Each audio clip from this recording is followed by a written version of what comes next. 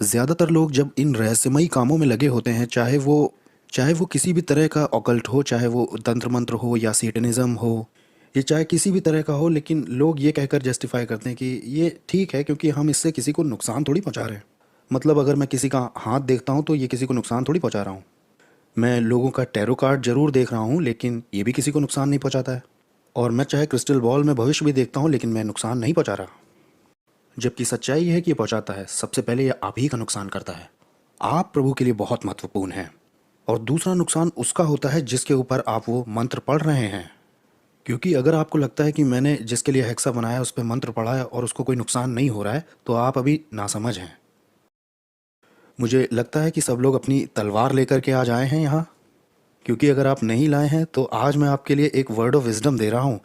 कभी अपनी तलवार के बिना कहीं मत जाइएगा, क्योंकि आपको नहीं मालूम किस तरह के ड्रैगन से आपका सामना हो जाए। देखिए, इससे फ़र्क नहीं पड़ता है कि मैं क्या कहता हूँ यहाँ, बल्कि ये कि परमेश्वर क्या कहता है इस बारे में। और अब हम जाएंगे व्यवस्था विवरण 18वें अध्याय में, और हम ये देखेंगे कि प्रभु इस बारे में आखिर क्या कहते हैं। व्यवस्था विवरण 18 और उसकी हम देखेंगे 9वीं आयत को। अब आपको एक बात समझने की यहाँ ज़रूरत है। परमेश्वर अगर किसी चीज़ को एबोमिनेशन यानी घृणित काम कहता है, ये शास्त्रों में इस्तेमाल किया गया एक ऐसा शब्द है जो नफरत करने के लिए इस्तेमाल किया उसने। मतलब एक ऐसी बात जिसे पूरे दिल से उसने नापसंद किया हो, उस पॉइंट तक जहाँ वो उसे देखना भी नहीं चाहता। देखिए, परमेश्वर पापी से नहीं, पाप से घृणा करता है। जब मैं परमेश्वर की निंदा में लगा हुआ था और उस जादुई गोले में दुष्ट आत्माओं को बुला रहा था, उसने मुझसे नफरत नहीं की, बल्कि जो काम मैं कर रहा था उससे की। उसने नफरत सेटनिज्म से की थी। अब हम ये देखेंगे कि परमेश्वर घृणित काम एबोमिनेशन किसे कहते हैं। वहाँ 9वीं आयत में इस तरह से लिखा है कि जब तुम उस देश में पहुंच जाओ जो तुम्हारा प्रभु तुम्हें देता है, तब वहाँ की जो जातियाँ हैं उनके अनुसार जो घिनौने काम हैं वैसे काम तुम मत सीख लेना। तुम लोगों में से कोई ऐसा ना हो जो अपने बेटे बेटियों को आग में बलि करके चढ़ा दे। ये इंसान की होम बलि है। और कोई भावी कहलाने वाला ना हो। ये डिविनेशन होता क्या है जानते हैं? भविष्य बताना। आप क्रिस्टल बॉल में देखते हो, आप वो जाते हो वीजी बोर्ड चलाने के लिए, आपने अपने टैरो कार्ड बनवाए हैं, 1900 की पाप की लाइन पे बात की है। ध्यान दीजिए, मैंने ये नहीं कहा कि वो साइकिक हॉटलाइन है, वो सिन की हॉटलाइन है। हम बाद में भी इस बारे में बात करेंगे कि कैसे ये काम करते हैं। और फिर लिखा है कि शुभ अशुभ मुहूर्त मानने वाला ना हो। ये क्या है? एस्ट्रोलॉजी। अपने भाग्य या किस्मत को शुरू करना तारों के हिसाब से, सूरज के हिसाब से, सोलर सिस्टम के हिसाब से। और वो आगे इस तरह से कहते हैं, चैंटर यानी टोना करने वाला ना हो। जब आप इस वर्ड चैंट को सुनते हैं तो आपको लगता है ऐसी बात जो बार बार दोहरा दोहरा कर बोली गई हो, जैसे कि बोल कर कुछ कहा गया। लेकिन जरूरी नहीं है कि ये सिर्फ बोला ही जाए। आप में से कितने लोगों को ये पता है कि आपके बच्चों पर 5,000 से 8,000 संदेश जो अवचेतन मन में डाले जा रहे हैं उन अकल्ट कार्टून के जरिए से, जो वो सुबह शनिवार को देखते हैं? अगर आप वीडियो टेप करके देखें उन सारे प्रोग्राम को, वो जो शनिवार को लेकर के आते हैं उन कार्टून चैनल्स पर, और अगर बाद में आप उसे स्लो मोशन में करके देखेंगे तो आपको दिख जाएंगे वो, गारंटी से। और ये जो चैंटर्स होते हैं ये आपको कुछ ऐसा काम करवाने के लिए बाध्य करते हैं अपने उन मंत्रों से। दूसरे शब्दों में वो काम बहुत ही लुभावना दिखाई देने लगेगा। आपको मालूम है, आप उस पॉइंट तक आ जाएंगे जहाँ पर आप पर वो चीज़ काबू कर लेगी कि बार बार ये बोला जा रहा है कि आओ आओ चख के देखो। और फिर कुछ समय के बाद आपने इसका स्वाद चख लिया है और आपको इतनी भूख लगेगी इसकी, आप उस पॉइंट तक खा चुके हैं कि अब आप इससे बाहर नहीं निकल सकते। और आगे ये कहता है कि एक विच यानी जादूगरनी। अब जो ये विच होती है ये मुख्य रूप से केवल और परंपरागत तरीके से सिर्फ एक जादूगरनी है जो पुरानी कलाओं का इस्तेमाल करती है। मैं फिर से बताता हूँ, केवल मुख्य रूप से सिर्फ एक औरत होती है जो कि प्राचीन कलाओं का इस्तेमाल करती है।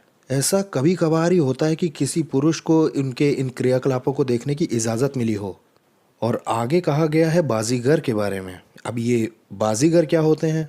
यहाँ बहुत सी औरतों के बगल में बाजीगर बैठे हैं। आमेन। वो ऐसा कहते हैं कि चार्मर यानी बाजीगर ना हो। अब ये जो बाजीगर होते हैं ये धीरे धीरे आपको जीत लेते हैं। ये एक तरह से कैंडी की तरह है। आपको पता ही होगा शैतान कैसे कैंडी की तरह चीज़ें डालता है हमारे सामने।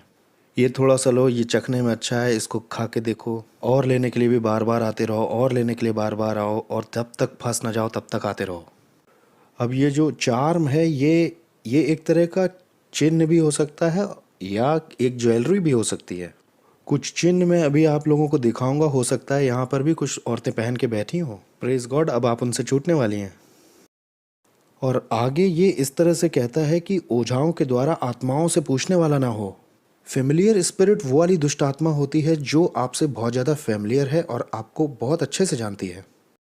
जब आप नया जन्म पाते हैं या अपना जीवन प्रभु को देते हैं, उस वक्त परमेश्वर आपको एक ऐसे रास्ते पर या मार्ग पे ले आता है जहां आपको चलना है। और तब शैतान लगाता है आपके पीछे दुष्ट आत्माओं को, दो और कभी कभी दो से ज़्यादा भी हो सकती हैं। और तब ये दुष्ट आत्माएं आपके पीछे 24 घंटे 365 दिन पूरे साल के लिए लग जाती हैं। उनका एक ही काम होता है, आपको मालूम है क्या? उस रास्ते से हटाने के लिए जहाँ परमेश्वर चलाना चाहता है। और ये बहुत अच्छे से काम करती हैं, बहुत से लोगों पर किया भी है। मैं आपको एक उदाहरण देता हूँ। अब मान लीजिए कोई आदमी है जो शराब पीने वाला रहा हो, वो हर रात रोज़ पी के आता है। कभी कभी वो गिरते पड़ते आता है, दरवाजे के पास गिर जाता है, वो खटखटाता है और खुलने का इंतज़ार भी नहीं करता है, अपनी बीवी को मारता है, बच्चों को मारता है। अब ऐसा आदमी छुटकारा पा गया और वो कहता है कि मैं शराब से छूट गया हूँ और अब वो आज़ादी से चल रहा है। अब अंदाज़ा लगाइए वो सबसे पहले किससे मिलेगा? अपने पुराने पियक्कड़ दोस्तों से। और ये सब संयोग से नहीं होता है। और अब दूसरी बात लेते हैं। मान लीजिए कि एक ऐसा आदमी है जो ड्रग्स लेता है और वो बहुत सारी चीज़ें अपनी नसों में डाल रहा है सालों से, और अब नसें भी जवाब देने लग गई ऐसे पॉइंट तक। अब ये कहता है कि मैं ड्रग्स से छूट गया हूँ। नहीं, अब अंदाज़ा लगाइए उसकी मुलाकात किन से होगी? जिनके साथ वो नशा करता था, या हो सकता है ड्रग डीलर्स। और यही इनका काम होता है कि इन सब बातों को सामने लाएं। तब वो बार बार कोशिश करते हैं कि जिस रास्ते पे परमेश्वर चाहता है आपको उससे हटा दे। अब आप समझ सकते हैं कि आप मसीही होने पर भी बैठ के ऐसे क्यों कहते हैं, प्रभु मुझे समझ नहीं आता कि इतनी जंग क्यों है, मुझे तो आपका बच्चा होना चाहिए और अभी भी लगातार मुझे इन सब बातों में फंस कर लड़ना पड़ता है। ये इसीलिए है कि आपके पीछे दुष्ट आत्माएं लगी हैं। शास्त्र में देखिए, पौलुस ऐसा कहता है कि मुझे एक दूत दिया गया, कि मेरे शरीर में एक कांटा चुभाया गया ताकि शैतान का एक दूत मुझे घूंसे मारे। पौलुस जब मसीह बना उससे पहले वो क्या करता था? वो सताता था और हत्याएं करवाता था प्रभु के लोगों की। तो वो दुष्ट दूत उसको भेजा गया था ताकि उसे ये बताए कि 24 घंटे 7 दिन 365 दिन साल में तुम परमेश्वर की सेवा कैसे कर सकते हो जब तुमने उसके लोगों को मारा है। ये इसी तरह से काम करता है। और तब आगे ऐसा लिखा है। वैसे मैं आपको एक बात और बता देता हूँ, आपने इन दुष्ट आत्माओं से तब संपर्क साध लिया जब आप अंकल टॉम और आंटी क्लेरा की आत्मा को बुला रहे थे, जो मर के उस जहान में चले गए जहाँ से कोई नहीं आता है। ठीक है, आइए देखते हैं कि परमेश्वर का वचन इस बारे में क्या कहता है। ये इस तरह से लिखा है कि मनुष्य का एक बार मरना और उसके बाद इस दुनिया में बार बार आप आते हैं, ऐसे ही लिखा है। ठीक है, एक और देखिए, मनुष्य का एक बार मरना और फिर आत्मा की तरह भटकना इधर उधर तय है, ऐसा नहीं लिखा है। वहाँ कहा गया है न्याय होना तय है। ओह, तो इसका मतलब दोबारा नहीं आते हैं। तो फिर हम किसे बुला रहे थे जब वो आंखें पलट गई और आवाज़ बदल गई? मुझे बड़ा अजीब लगता है जब ये लोग जाते हैं सेंस करने के लिए, जहाँ पर आपके पास माध्यम भी होता है और एक ऐसा व्यक्ति भी जो संपर्क बना के देता है उस जगह से जहाँ से कोई नहीं आता, और उनमें से एक आत्मा आती है आपके परिवार के उस सदस्य की जो कि उस दुनिया में चला गया है, और आप उससे संपर्क बनाना चाहते हो। मुझे अजीब लगता है, अरे ये तो बड़ा अद्भुत है, क्योंकि ये बात तो सिर्फ बिल को ही पता थी। नहीं, जो आत्माएं बिल के आसपास लगाई गई थी उनको भी ये बातें पता थी। और यही है वो जिसे कहते हैं साइकिक हॉटलाइन। मैं इसे सिन हॉटलाइन कहता हूँ। ये साइकिक हॉटलाइन नहीं है। अगर आप साइकिक लोगों का ट्रैक रिकॉर्ड देखेंगे तो ये बहुत खतरनाक होता है। पुराने नियम में अगर आप एक सच्चे भविष्यवक्ता हैं और आपको एक सच्चा नॉलेज दिया गया है और आप 99% ही सही रहे तो आप पर पत्थरवाह होगा जब तक आप मरे नहीं।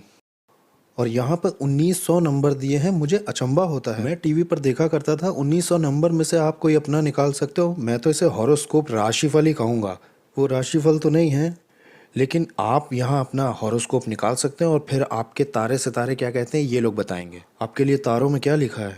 और अब प्रभु की स्तुति हो कि 1900 नंबरों में से आप अपने टैरो कार्ड बनवा सकते हैं जो कि फ़ोन पे आपको सुनाए जाएंगे। क्या ये अद्भुत नहीं है? इन प्रोग्राम में सबसे ज़्यादा खटकने वाली बात मुझे ये है कि जो गवाहियाँ होती हैं वो ज़्यादातर औरतों की होती हैं। और जानते वो कहती क्या है?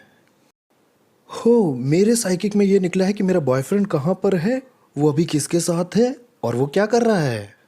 क्या ये अद्भुत नहीं है? नहीं, वो साइकिक वाला पाप किसने किया पहले? उस लड़की ने। वो घृणित काम किए, हमने अभी पढ़ा। और जो दूसरा व्यक्ति जिसने पाप किया वो है बॉयफ्रेंड, क्योंकि वो रिश्ते से बच के भागना चाह रहा है। अब यहाँ एक दुष्ट आत्मा है जो बॉयफ्रेंड के चारों ओर है या उसे पकड़े है, और उस बॉयफ्रेंड को वो दुष्ट काम पाप करने के लिए उकसा भी रही हैं। और अब ये डीमन जो है उस डीमन से बात कर रहा है जो कि लड़की के अंदर है। ये एक डीमन हॉटलाइन है, ये एक साइकिक हॉटलाइन नहीं है। आपके पास दो दुष्ट आत्मा है जो एक दूसरे से बात कर रही हैं कि वो आदमी कर क्या रहा है। इसी तरह से ये काम करती हैं। और फिर आगे लिखा है कि वो भूत साधने वाला ना हो, और भूत साधने वाला विजर्ड वो पुरुष होता है जो कि अभ्यास करता है काले जादू का, वो अंधकार के काम, उसे वॉरलॉक भी कहा जाता है। तो जो विच होती है वो मुख्य रूप से सिर्फ और सिर्फ एक औरत ही हो सकती है, और विजर्ड और वॉरलॉक वो होते हैं जो काले जादू का अभ्यास करने वाले पुरुष हैं। और आगे लिखा है कि नेक्रोमेंसर ना हो। अब ये नेक्रोमेंसर भूतों का जगाने वाला वो व्यक्ति होता है जो मरे हुए लोगों की आत्माओं से बात करता है। अब यही वो लोग होते हैं जिनकी आंखें वाँखें पलट जाती हैं और इनकी आवाज़ बिल्कुल अचानक आपके मरे हुए जन जैसी हो जाती है जो कि उस दुनिया में चला गया है। आपको मालूम है ये दुष्ट आत्माएं उस मरे हुए व्यक्ति को इतने अच्छे से जानती हैं कि अब उसकी वो नकल कर सकती हैं हूबहू। मतलब अंतर बता पाना बहुत ही मुश्किल है कि आप जिससे बात करें वो मरा हुआ व्यक्ति नहीं है। और वहाँ पर फिर परमेश्वर बोल रहे हैं, जितने ऐसे ऐसे काम करते हैं वे सब यहोवा के सम्मुख घृणित हैं, और इन्हीं घृणित कामों के कारण तेरा परमेश्वर यहोवा उनको तेरे सामने से निकालता है। तू अपने यहोवा के सामने सिद्ध बने रहना। आपका नहीं पता but I love the word of God, मुझे इससे प्यार है। जब परमेश्वर कोई सच प्रकट करते हैं तो कागज़ के उन टुकड़ों की तरह होते हैं जिनको आप पकड़ के ऐसे रखें और एकदम से खोलें करके वो उड़ जाते हैं।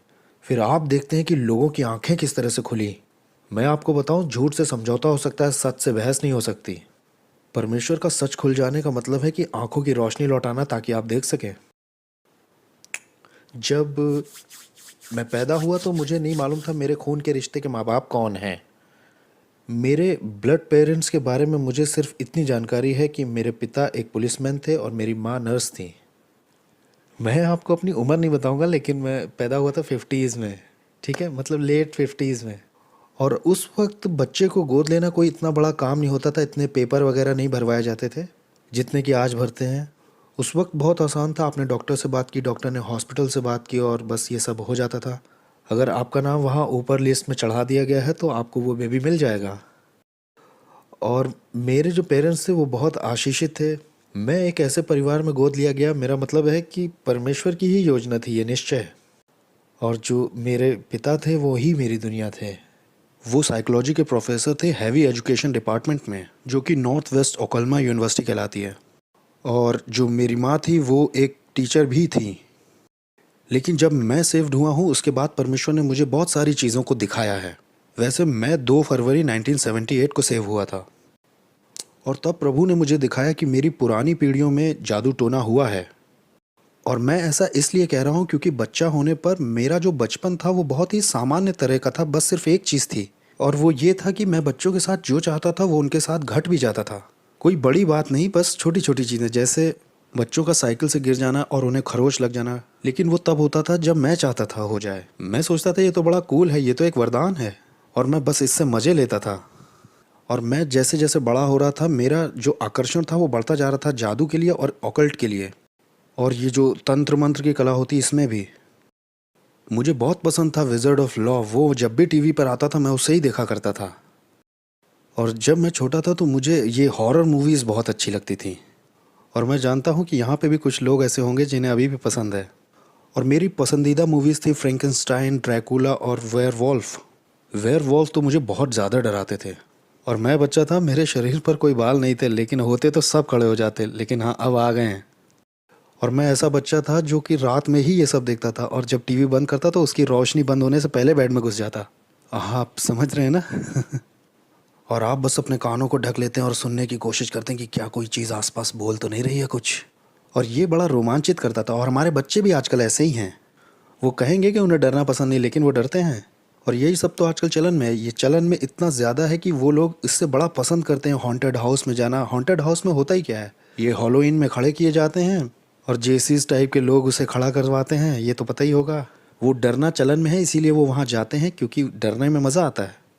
और मैं उन चीज़ों को देखा करता था और उनसे बहुत ज़्यादा ही आकर्षित हो गया। और जितना ज़्यादा मैं उसे देख रहा था उतना ज़्यादा मैं इंटरेस्टेड हो रहा था विच क्राफ्ट करने में। और मैं तंत्र मंत्र से जुड़ी हुई ज़्यादा से ज़्यादा चीज़ें देखना चाहता था, चाहे वो विचेस हों या ऑकल्ट हो, कुछ भी हो। और जब मैंने कॉलेज में कदम रखा तो मैं उस कॉलेज में गया जहाँ मेरे पिता ने पढ़ाया था। मैं ऐसा कभी नहीं करता, क्योंकि चाहे कितना भी कोशिश कर लो वो आपको एक एग्ज़ाम्पल बना ही लेते कि ये देखो मेरा बेटा ऐसी और बातों की वजह से भी। तो जब मैं कॉलेज पहुंचा तो मैं अपने पिता के पदचिन्हों पर चलते हुए मैं भी एक टीचर बनना चाहता था। और मैं चाहे बड़े बच्चे हों चाहे छोटे बच्चे मुझे मिल जाएं, मैं चाहता था उन्हें इंग्लिश में स्पीच देना सिखाना। तो मैंने इस तरह का अपना गोल सेट किया, और जब मैं आगे चल कर के अपने फाइनल सेमेस्टर में अपने असाइनमेंट जमा करने वाला था, और असाइनमेंट को ख़त्म करने के लिए 5 महीने का ही वक्त था, हमें सबसे पहले एक निबंध लिखना था इंग्लिश में, और इस तरह से आपको इंग्लिश में नंबर मिलेंगे। और तब आप उस ऐसे को अपने स्पीच क्लास में स्पीच की तरह बोलेंगे, तब आपको स्पीच के नंबर मिलेंगे। तो मैंने सोचा आखिर मैं किस चीज़ पे लिखूं, इस दुनिया भर में मैं किस बात पे लिखूं। मैंने सोचा कि मैं प्रमाणित करूंगा कि ये जादू टोना और ये तंत्र मंत्र काम नहीं करते, क्योंकि ये मैंने टीवी पर इतना ज़्यादा देख लिया था कि मुझे लग रहा था कि ये टीवी पे ही होता है बस। ये जो भूत साधने वाले होते हैं सिर्फ टीवी पे ही होते हैं, अच्छी विच बुरी विच ये सब होते ही नहीं हैं। तो मैंने इसे इस तरह से लिखा कि ये तो होते ही नहीं हैं, और मैंने ऐसा कर भी दिया। ओकलहोमा के छोटे से कस्बे में, जहाँ सिर्फ एक ही लाइब्रेरी है और एक ही बुक स्टोर है नीचे, और वो जो बुक स्टोर है वो ड्रग स्टोर है। तो मैं उस लाइब्रेरी में जा कर के ढूंढने लगा हर तरह की किताब को जो जादू टोने से संबंध रखती हैं। मुझे मिला ही नहीं। आप में से कितनों को मालूम है कि चुड़ैलें जाती हैं और उन्हें अदृश्य कर देती ताकि आप उनका मटेरियल उठा ना लें। मैसोनिक लॉज वाले भी ऐसा ही करते हैं, वो अपने लोगों को भेज के सब गायब करवा देते हैं ताकि आपको पता ही ना चले वो क्या विश्वास करते हैं। तो मैंने कहा कि मैं जाऊंगा उस ड्रग स्टोर में अब। और एल्बा जिस कस्बे से मैं आता हूँ ये बहुत ही छोटा कस्बा है।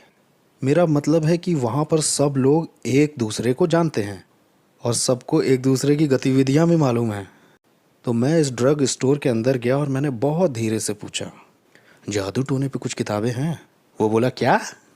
मैं बोला आपके पास कुछ किताबें हैं जादू टोने पे? वो बोला मुझसे मैं तुम्हारी माँ को बुलाऊं? मैंने कहा नहीं। तो मुझे दूसरा विचार है कि जितनी जल्दी हो सके यहाँ से भाग लो, लेकिन अब मैं क्या करूँगा? ठीक है, मैं इन मैगज़ीन के पते पे लिखूँगा और ऑकल्ट्स की किताबों को मंगाऊँगा। आपको मालूम ही होगा कि मैगज़ीन के पीछे कुछ पते दिए होते हैं जिसमें आप 10 या $15 भेज देते हैं तो वो आपको भेजते हैं और वो आपको एक किताब मेल कर देंगे। और मेरे पास आई 20 से ज़्यादा। मैंने उन्हें पूरा पढ़ डाला और मैंने कहा अरे मुझे तो इससे बहुत जानकारी मिली है। और तब मैंने सोचा कि अगर मैं इसे यहीं ख़त्म कर देता हूँ, यहाँ तक तो ऐसे के लिए बहुत अच्छा है, लेकिन अगर मुझे इस पर कुछ बोलना पड़ गया तो ये ज़रूरी है कि मैं ऐसे कहूँ कि भाई मुझे पता है कि ये काम नहीं करता, क्योंकि मैं ऐसे कुछ लोगों से मिला हूँ जो खुद को तांत्रिक कहते हैं और मैंने उन्हें देखा है, वहाँ कुछ भी नहीं हुआ। तो मैंने कहा ठीक है, मुझे एक जादूगरनी ढूंढनी होगी। अब आप ऐसा तो नहीं करते आप कैंपस में सबके पास जाके पूछें क्या तुम विच हो है ना, है कि नहीं? उनमें से कुछ होते हैं लेकिन और तब मैंने कुछ समय निकाला और मैं एक स्टूडेंट सेंटर में एक दिन गया हुआ था। मैं वहाँ रॉक एंड रोल म्यूज़िक बजाता था। रॉक एंड रोल बैंड में तो मैं तब से बजा रहा था जब मैं 13 साल का था, और मैंने 3 सीडीज़ भी रिकॉर्ड की हैं अलग अलग ग्रुप के साथ। बस उनका हुआ कुछ नहीं सिवाय मेरी दीवार में लगा और बस पोस्टर बना के कि देखो ये भी किया है मैंने, उनमें से एक मैं हूँ। और तब मैं मेटल हैवी म्यूज़िक बजाता था और जो ड्रमर था वो अलग इलाके से था। और मैं एक दिन स्टूडेंट सेंटर में अपने वो असाइनमेंट लिए के बैठा हुआ था और मैं बहुत डिप्रेस लग रहा था। उसने पूछा क्या हुआ क्या है तुम्हें? मैंने कहा पता नहीं यार, बस मुझे ये वाला जो मैटर है ना इस पर थोड़ी जानकारी चाहिए। मेरे पास कुछ ही महीने बचे हैं इस ऐसे को पूरा करने के लिए, और फिर मुझे इसके ऊपर स्पीच भी देनी है और मुझे इस पर जानकारी ही नहीं मिल रही। उसने पूछा इसमें करना क्या है? मैंने कहा मुझे प्रमाणित ये करना है कि जादू टोना तंत्र मंत्र काम नहीं करते। उसने कहा तुम्हें पक्का पता है ये? मैंने कहा हाँ मुझे पक्का है, मैंने आज तक कुछ देखा ही नहीं। मैंने लोगों पे ध्यान दिया लेकिन लोगों ने भी कुछ दिखाया नहीं। उसने कहा मैं तुम्हारी मदद कर सकता हूँ। मैंने कहा ये कैसे करोगे? मैं तुम्हें एक कपल से मिलवा सकता हूँ, वो जादूगर हैं? नहीं, वो कुछ लोगों को जानते हैं। मैंने कहा बहुत सही, मुझे इंतज़ार रहेगा। और सही में उसने मुझे क्रिन एंड क्रिस्टी से मिलवाया। अब ये किनी जो था इसके बारे में बताता हूँ। ये ऐसा दिखाई देता था जैसे आज हिप्पी दिनों का कोई आदमी रह गया हो। उसके लंबे बाल बिखरे हुए रहते थे और दाढ़ी बिल्कुल उलझी हुई थी। आंखें उसकी चढ़ी ऐसे रहती थी क्योंकि 24 घंटे का नशा करता था। और जो उसकी सुंदर सी पत्नी क्रिस्टी थी वो सुनहरे बालों वाली खुशनुमा बच्ची थी। वो हमेशा लॉन्ग ड्रेस पहनती थी सैंडल के साथ, उसकी कलाई में हमेशा मालाएं बंधी होती थी और वो पूरी मनकों वाली माला पहनी रहती थी। वो मनके की दुकान थी, समझ गए ना। और मुझे इनसे मिलवाया गया और मुझे इनसे बड़ा प्यार हो गया। मुझे इनके पास बार बार जाना बहुत अच्छा लगता था क्योंकि इन्होंने ही सबसे पहले मुझे LSD ड्रग, मैस्केलिन ड्रग और बेलाडोना ड्रग दिया और हशीश और मैरिजुआना दिया। मेरा मतलब आप जो चाहते थे वहाँ वो सब कुछ था। और आपको अच्छा लगेगा वहाँ बैठना, नशे करना और अपना नियंत्रण खो देना और ये रॉक एंड रोल म्यूज़िक सुनना। और मुझे वहाँ इतना मज़ा आने लगा कि मैं भूल ही गया कि मैं वहाँ करने क्या गया हूँ। कुछ समय के बाद मैंने उनसे कहा, मैंने सुना है कि आप मेरी मदद कर सकते हैं। उसने कहा, किस बारे में? मैंने कहा, मुझे एक ऐसे आदमी से मिलना है जो अपने आप को जादूगर या तांत्रिक कहता हो। मुझे फ़र्क नहीं पड़ता कि इसमें क्या कीमत चुकानी पड़ेगी, मुझे बस मिल कर के उससे कुछ जवाब चाहिए। उसने कहा, ज़रा 1 मिनट रुको, तुम्हें किसने किसने मेरे बारे में बताया? मैंने कहा, वो जो डेव ड्रम बजाता है उसने। वो अंदर गया और उसने डेव को फ़ोन किया ये कंफर्म करने के लिए कि उसने सचमुच मुझे भेजा है कि नहीं। उसने कहा, ठीक है, ज़रा 1 मिनट दो। और वो फिर अंदर गया। उसने फिर से एक फ़ोन किया, 15 मिनट बाद आया, बोला सब सेट कर दिया। मैंने कहा, क्या सेट कर दिया? उसने कहा, देखो तुम्हें एक मीटिंग में बुलाया जाएगा। उसने कहा, तुम्हें एक फ़ोन आएगा, इस मीटिंग में जाने के लिए तुम्हें तैयार रहना होगा जब भी वो फ़ोन आए। मुझे फ़ोन मत करना कि कब वो फ़ोन आएगा, मुझे कब बुलाया जाएगा, मुझे नहीं मालूम, लेकिन जब भी वो फ़ोन आए तुम्हें जाना है। मैंने कहा, ठीक है। मैंने 1 महीना इंतज़ार किया उस कॉल का और वो थर्सडे की नाइट को आया जबकि सुबह मेरा एक बड़ा टेस्ट था। मेरे डैड ने मुझसे कहा कि तुम्हें सोना चाहिए क्योंकि सुबह तुम्हारा बड़ा टेस्ट है। मैंने कहा, ठीक है डैड, जा रहा हूँ। 11:15 फ़ोन बजा और मैंने उठाया। दूसरी तरफ जो औरत थी, मैं उसका नाम जान गया था, वो अलेक्जेंड्रिया थी। उसने कहा, मैं इसमें पुजारी हूँ। उसने कहा, ये एड्रेस है, इस तरह से यहाँ आते हैं, अभी आओ। और मैंने अपनी घड़ी की तरफ देखा, मैंने कहा, अरे 12 बज चुके हैं, ये तो आधी रात हो गई है। उसने कहा, पता है हमें, अभी आओ, और अगर तुम अभी नहीं आए तो तुम्हें दोबारा फ़ोन नहीं आएगा, दोबारा कोई मौका नहीं मिलेगा। मैंने कहा, ठीक है, मुझे तो ये जानकारी चाहिए ही चाहिए। मैं अपने पिता के पास गया। मैंने कहा, डैड, मेरा एक बहुत अच्छा दोस्त है, उसको थोड़ी दिक्कत हो गई है, उसकी गर्लफ्रेंड ने उसे छोड़ दिया है, वो उल्टी सीधी बातें कर रहा है और मुझे वहाँ जाकर उससे बात करनी होगी। डैड ने कहा, ठीक है, लेकिन जल्दी आ जाना। ठीक है। तो मैं गया वहाँ और एक अपार्टमेंट के अंदर गया और वहाँ मुझे अलेक्जेंड्रिया मिली। उसने अपने आप को इंट्रोड्यूस किया कि मुझे देख के बड़ी खुशी हुई। और जब मैं वहाँ अंदर गया मैंने नोटिस किया कि वो एक नॉर्मल सा अपार्टमेंट ही था, लेकिन वहाँ जो ज़्यादातर औरतें थीं वो नंगी थीं और आधी नंगी थीं, और वो ज़मीन पर पेंट किए हुए एक सफ़ेद गोले के चारों ओर बैठी थीं। और उस गोले के अंदर एक 5 पॉइंट का सितारा बना हुआ था और उस सितारे के हर कोने पर एक मोमबत्ती जल रही थी और वो उसके अंदर थे और वो गा रहे थे और मंत्र पढ़ रहे थे और हमिंग कर रहे थे। मुझे नहीं मालूम वो क्या गुनगुना रहे थे, लेकिन मैं भी उनके साथ हमिंग करने लगा ताकि मैं बाहर का इंसान ना लगूं। और उन्होंने कहा कि अब हम क्या करेंगे कि अब हम चाहते हैं कि तुम इसके अंदर बैठो और बाहर मत निकलना, और हम लोगों को एक एक करके तुम्हारे पास आने को कहेंगे और तुम जो चाहो उनसे पूछ सकते हो, लेकिन हम तुम्हें अंदर गोले में बिठा रहे हैं, तुम बाहर मत आना। मैंने कहा, ऐसा क्यों? उसने कहा, क्योंकि हम हवा को चार्ज कर रहे हैं आत्माओं के लिए और हम सचमुच अपने देवता को बुला रहे हैं और तुम एक बाहर के आदमी हो, और अगर तुम उस गोले से बाहर आ गए तो जो बचा रहेगा वो तुम्हारे ऊपर हमला कर सकता है। मैंने कहा, डोंट वरी, मैं कहीं नहीं जा रहा हूँ। तो मैं अंदर जा कर के बैठ गया और वहाँ पर एक एक करके कैंडल के पास लोग आने लगे और मैं उनसे जो पूछना चाह रहा था मैंने पूछा। तुम हैक्स कैसे बनाते हो, लव पोशन कैसे बनाते हो, और लव स्पेल कैसे बनाते हो, आत्माओं को कैसे बुलाते हो। और जिस समय मेरा काम ख़त्म हुआ अगले दिन 4 बज चुके थे। जब मैं वहाँ से निकला मेरी नोटबुक इतनी हो गई थी, और तब मैंने कहा कि मैं अब रेडी हूँ। और फिर मैं घर आया और बाद में मैंने जब उसे पढ़ा है जो कुछ मुझे बताया गया था, और मैंने कहा कि ये बढ़िया तो रहा, लेकिन अगर स्पीच देनी है तो मुझे ऐसे कहना होगा कि मैंने इन चीज़ों को ट्राई किया और मैं जान गया हूँ कि ये सब काम नहीं करता है। तो मैंने अपने कुछ दोस्तों को बुलाया और कुछ चीज़ों को करना शुरू किया, वो जो मुझे बताई गई थी वहाँ पर। मैंने हेक्सेस बनाए, जो लव स्पेल्स थे, जो श्राप बोलने थे, और जो कुछ हम सोच सकते थे। और जानते क्या हुआ? हर चीज़ जो आखिरी तक लिखी थी सबने काम किया। और मैंने कहा, हे, लगता है मुझे यहाँ कुछ बदलने की ज़रूरत पड़ेगी। ये प्रमाणित करने के बजाय कि ये काम नहीं करता, अब ये करना पड़ेगा कि ये काम करता है। और मैंने ये करके देखा है। मैंने अपना ऐसे दिया, अपनी स्पीच दी और मुझे A+ उसमें मिला। जब मैं क्लास से बाहर निकला तो 2 लड़कियां मेरा इंतज़ार कर रही थी बाहर। उन्होंने कहा, हम तुम पर निगाह रखे हुए थे और हमें पता चला है कि तुम्हारे अंदर जन्म से ही शक्तियां हैं। और मुझे कोई आइडिया नहीं था क्योंकि मैंने कभी भी किसी से अपने बचपन के बारे में बात नहीं की। तुम्हारे अंदर जन्म से ही ताकत है और हम उन ताकतों को लेकर तुम्हें वो बना सकते हैं जिसके लिए हमें लगता है कि तुम्हारा जन्म हुआ है। और मैंने कहा वो है क्या? उन्होंने कहा तुम्हें बस सिर्फ इस मीटिंग में आना है, हमारी एक मीटिंग होने वाली है अगले शुक्रवार को रात 12 बजे, तुम ज़रूर आना। मैंने कहा ठीक है। एड्रेस दिया गया, मैंने एड्रेस लिख लिया, एक नक्शा भी छोटा सा दिया गया कैसे पहुंचेंगे। जाहिर सी बात है गाड़ी चलाकर मैं पहुंच गया शुक्रवार रात को वहाँ। और वो जगह हमारे सिटी के बहुत रिस्की डिस्ट्रिक्ट में आती थी, और आपको तो पता ही है कि हम ऐसे मिडिल क्लास फैमिलीज़ के लोग, हम कोई रिस्की जगह पे नहीं जाते जहाँ हमारा कोई लेना देना ना हो।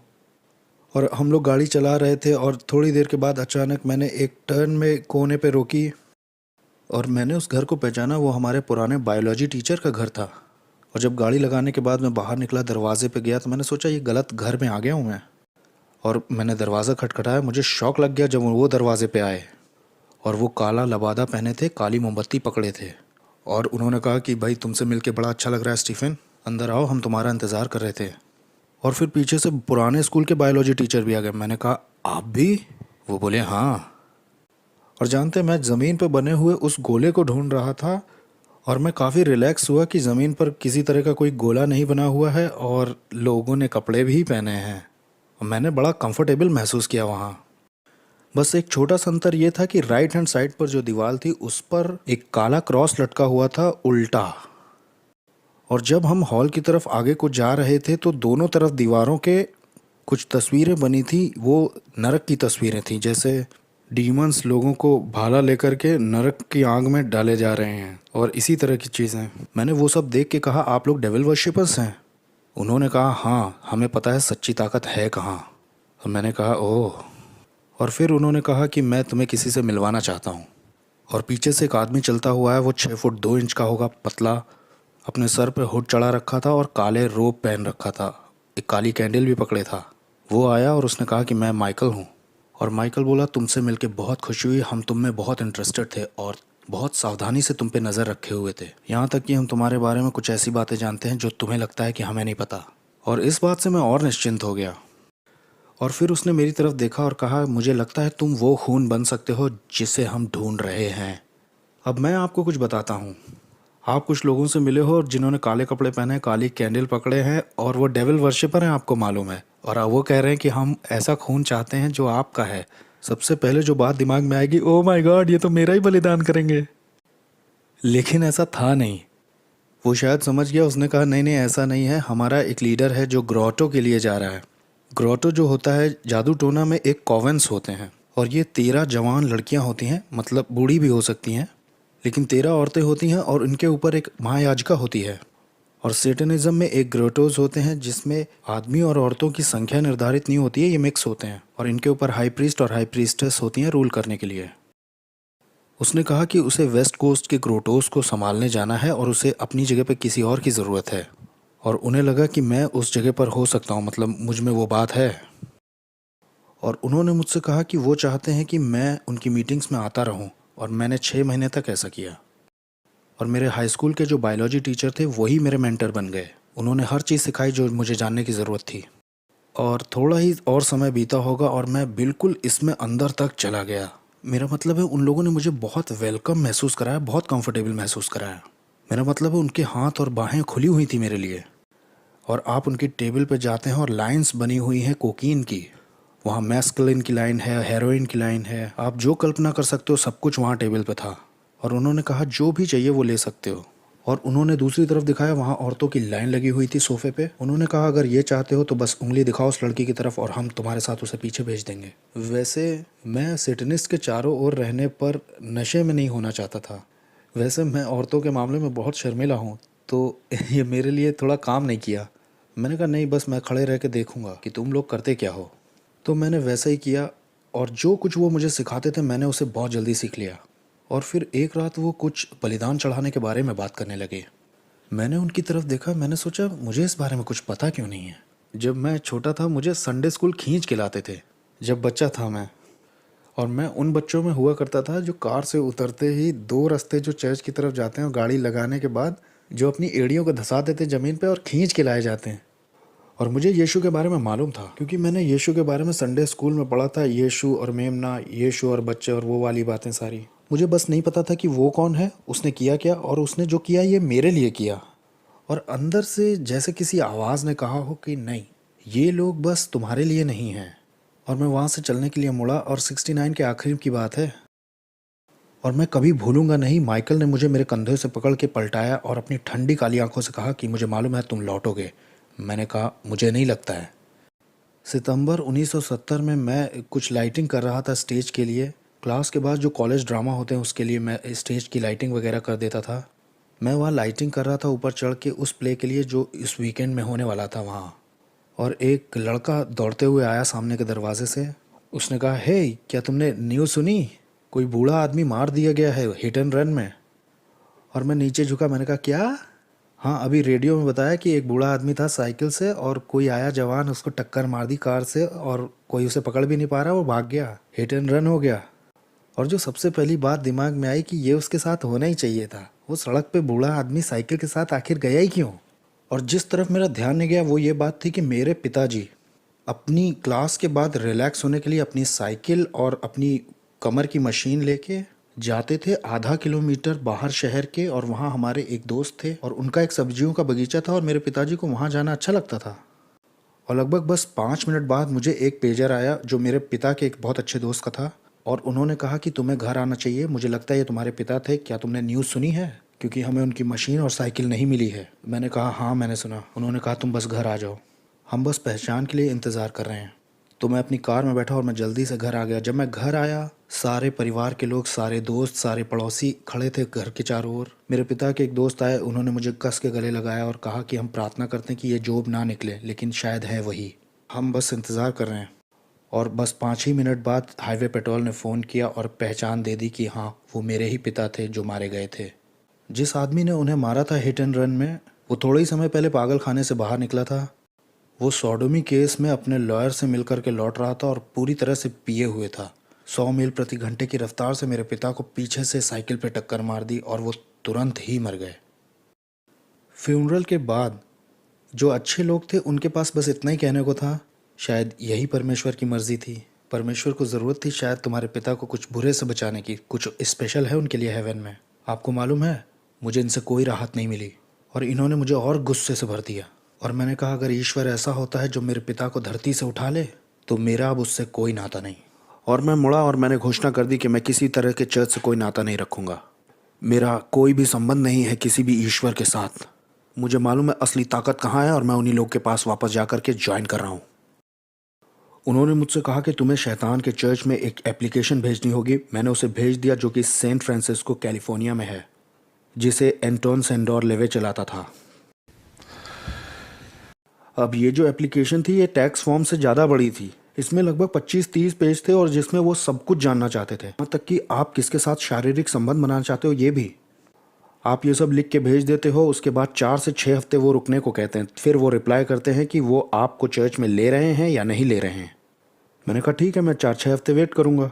तभी उसी हफ्ते के आखिर में मेरी माँ ने यह फ़ैसला किया कि हम नानी माँ के पास जा रहे हैं क्लार्क वेल्स टेक्सास में, इन सब बातों से बाहर निकलने और एक छोटा ब्रेक लेने के लिए। फ्यूनरल तो ख़त्म हो चुका था और हमें रिलैक्स होने की ज़रूरत थी। मैंने कहा ठीक है। हमने गाड़ी चला करके हम दक्षिण के भाग तक टेक्सास के पहुँचे। एक छोटा सा कस्बा है क्लार्क वेल्स वहाँ। अब क्लार्क वेल्स में सबसे बेहतरीन चीज़ सिर्फ मूवी थिएटर्स हैं, वहीं लोग अपना ज़्यादातर समय बिताते हैं। वहाँ ये मूवी थिएटर था और कोने में एक छोटी सी किताबों की दुकान थी। अब जब हम वहाँ पहुँचे तो सब लोग वही बात कर रहे थे डैड की कि वो बहुत अच्छे आदमी थे, लेकिन मुझे लगा कि बाहर जाना चाहिए और थोड़ी हवा खानी चाहिए। अब जब मैं वहाँ से निकल के मूवी थिएटर के पास गया तो 2-3 मूवीज़ जो लगी थी वो मैंने देखी हुई थी। तो मैंने कहा अब यहाँ भी मेरा कोई काम नहीं। मैंने कहा मुझे कुछ ख़रीदना चाहिए पढ़ने के लिए और मैं उस छोटे से बुक स्टोर में गया। और फिर मैं उस बुक स्टोर के अंदर गया। वहाँ किताबों का बहुत बड़ा कलेक्शन था और उन्हीं में वो जो घूमने वाली रैक नहीं होती है जिसे आप बार बार घुमा के कलेक्शन देखते हैं, मैंने उसे घुमाया तो वहाँ प्रेम कहानियों की किताबें, युद्ध की किताबें और वेस्टर्न मैगजीन। और मैंने उसे दोबारा घुमाया और हर एक किताब को देखा और कुछ नहीं, बस love stories, war stories, magazines. और मैंने कहा ओ माय गॉश, यहाँ तो मज़ा ही नहीं आ रहा है। और फिर मैंने उसे तीसरी बार घुमाया, वहाँ लव स्टोरीज़, वॉर स्टोरीज़ और एक और काली किताब दिखाई दी जो मुझे घूर रही थी। वो सैटेनिक बाइबल थी जिसको उसी एंटोन जेंडोर लेवे ने लिखा था, जो कि वहाँ पहले नहीं थी जब मैंने 2 बार वो रैक घुमाई थी। और मैं वहाँ ऊपर गया, मैंने कहा आपके पास ऐसी और हैं? क्लर्क बोला हमारे पास ये है, हमें ये भी नहीं पता था ये क्या है। मैंने कहा मुझे बेच दो। मैंने उसके लिए $5 दिए।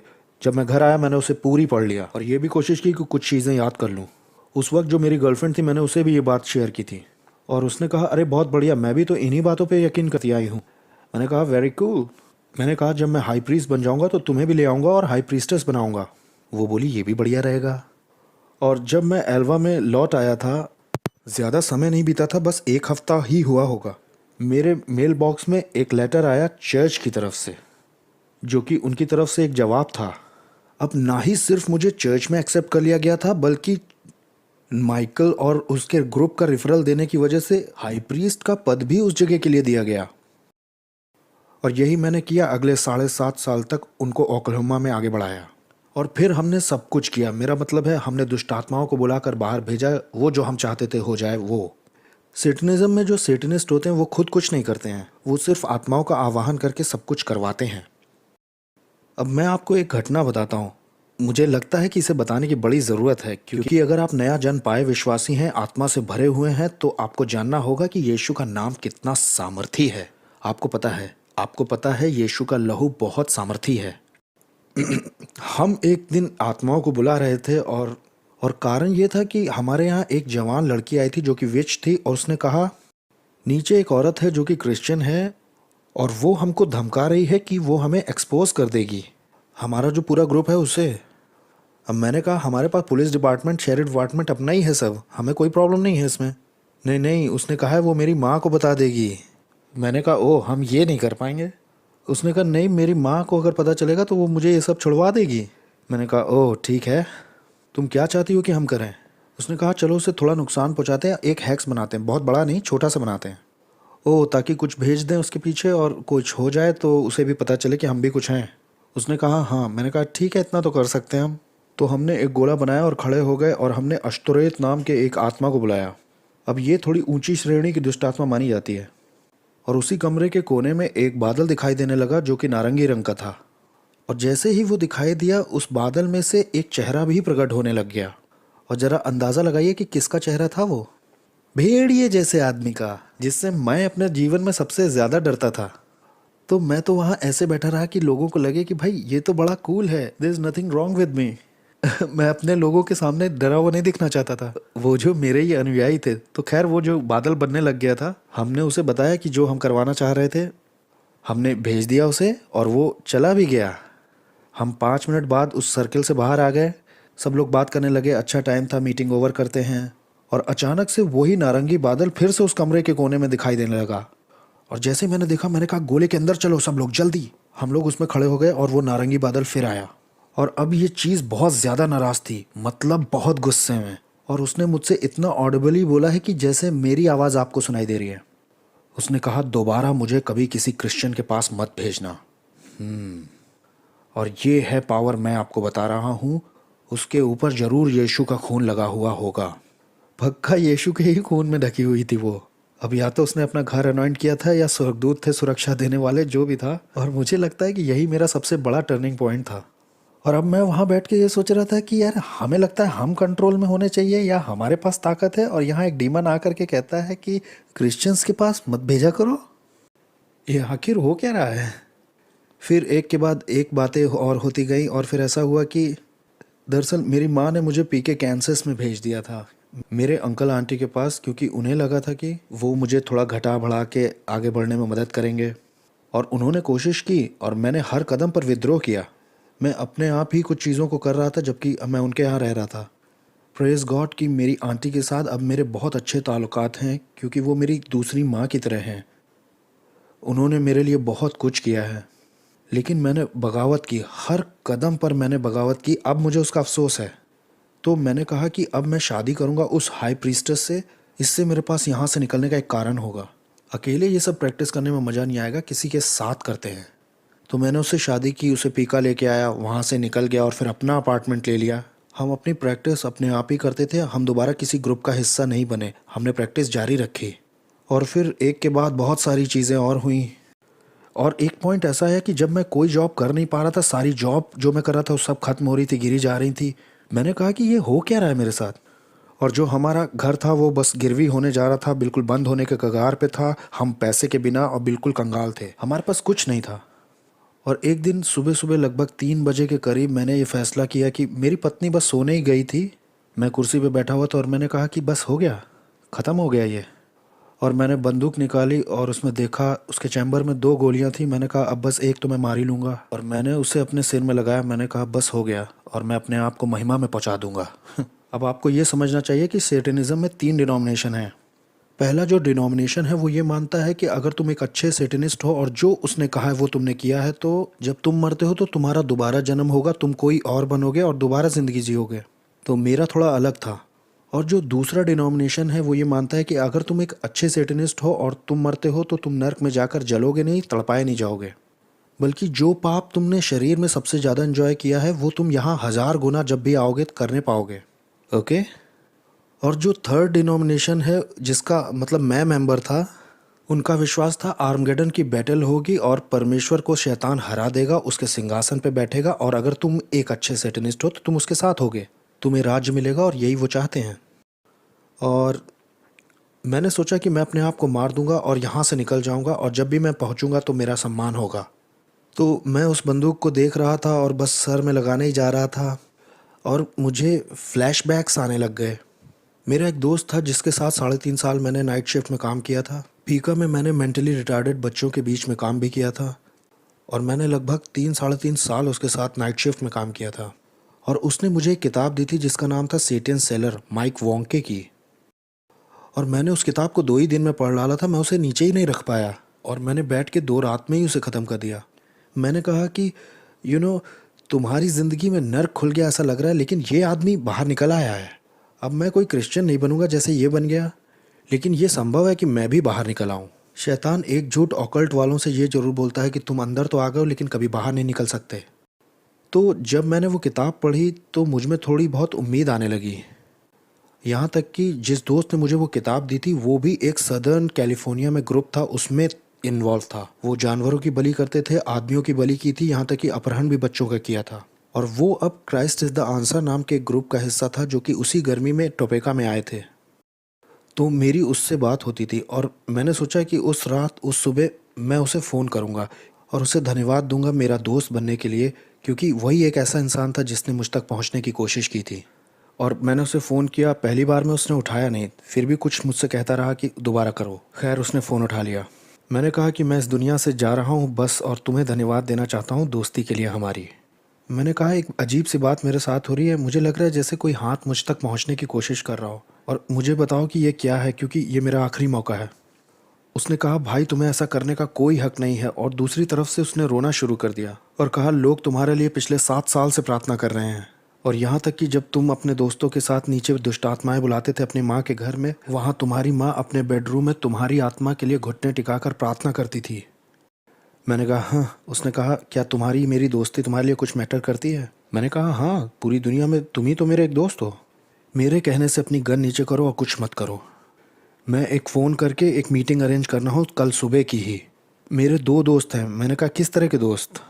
उसने कहा वो क्रिश्चियन मिनिस्टर्स हैं। मैंने जैसे ये शब्द सुना क्रिश्चियन, मैंने कहा ओह, मुझे किसी क्रिश्चियन से बात नहीं करनी। उसने कहा हम तुम्हें बदलने की कोशिश नहीं करेंगे, तुम बस उनसे बात कर लो एक बार। मैंने कहा ठीक है, मैं उनसे बात करूँगा। और फिर मैंने गन नीचे रख दी, और उस रात मैं फिर सो नहीं पाया, और बार बार वो सुनने वाली आवाज़ें आ रही थी कि उसकी मत सुनो, गन उठाओ, मार लो, वहाँ पहुँचने पे तुम्हारी इज्जत होगी। लेकिन सिर्फ उसके लिए और उसकी दोस्ती के लिए मैंने गन नीचे की, कुछ नहीं किया। और फिर मैंने कहा कि चलो जाना तो मुझे फिर भी है ही, लेकिन मैं जाने से पहले कुछ ऐसा करके जाता हूँ जिससे मेरे मालिक शैतान को थोड़ी महिमा तो मिल जाए।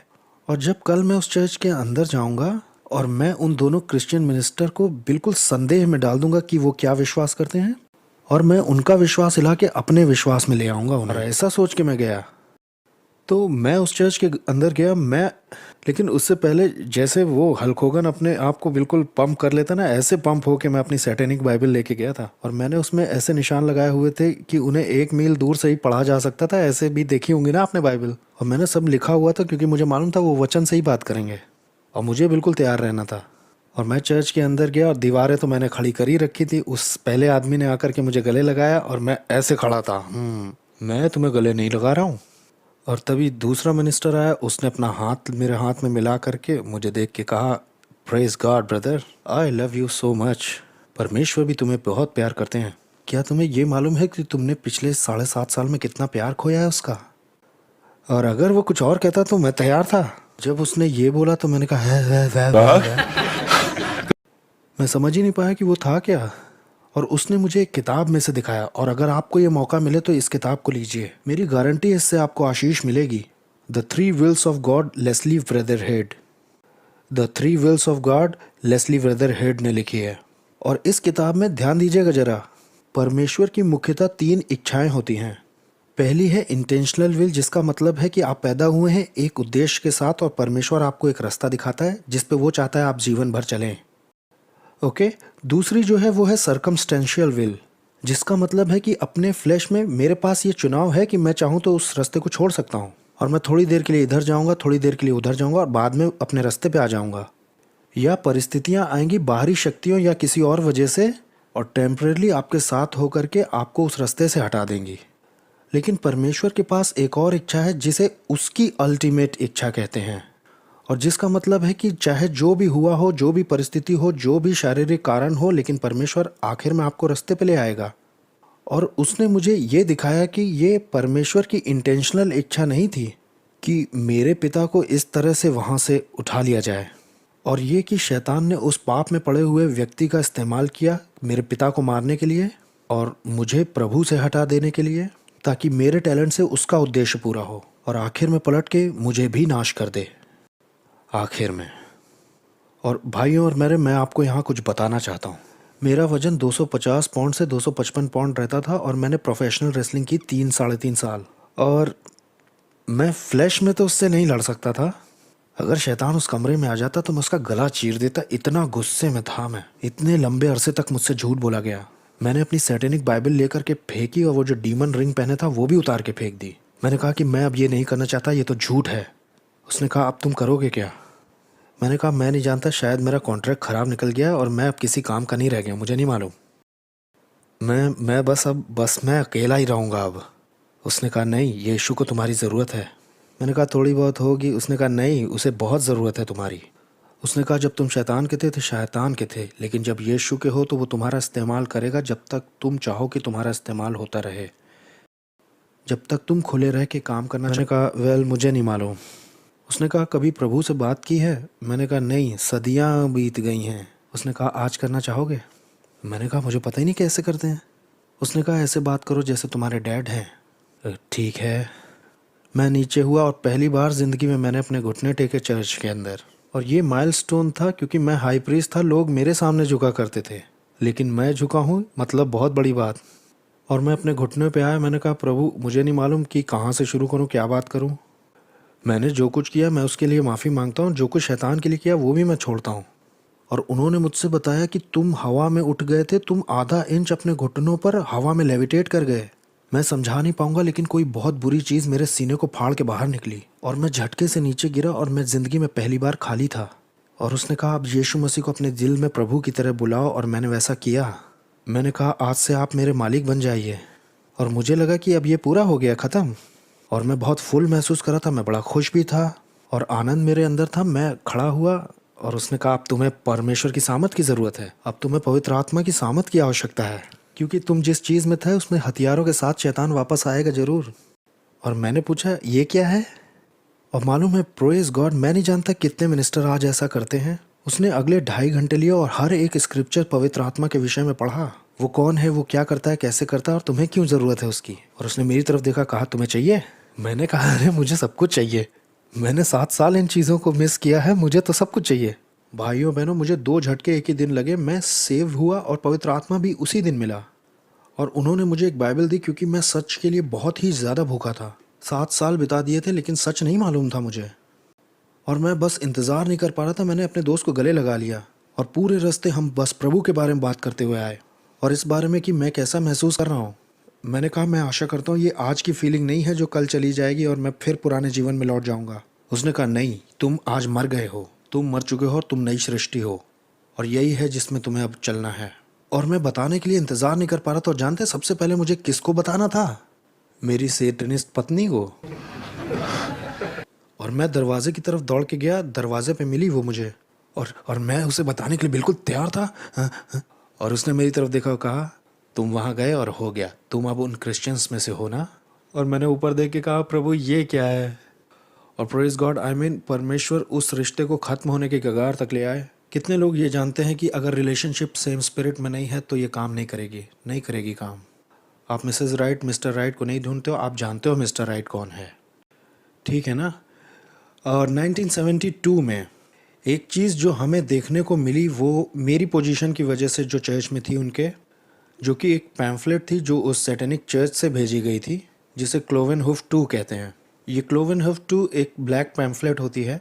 आपके ग्रुप के लिए उसमें कुछ निर्देश होते हैं या प्लान्स होते हैं, जिसे कि उस चर्च ने, और या तो एल्यूमिनाटी हम उसे कहते हैं, उसमें उनका प्लान होता है कि क्या करना है।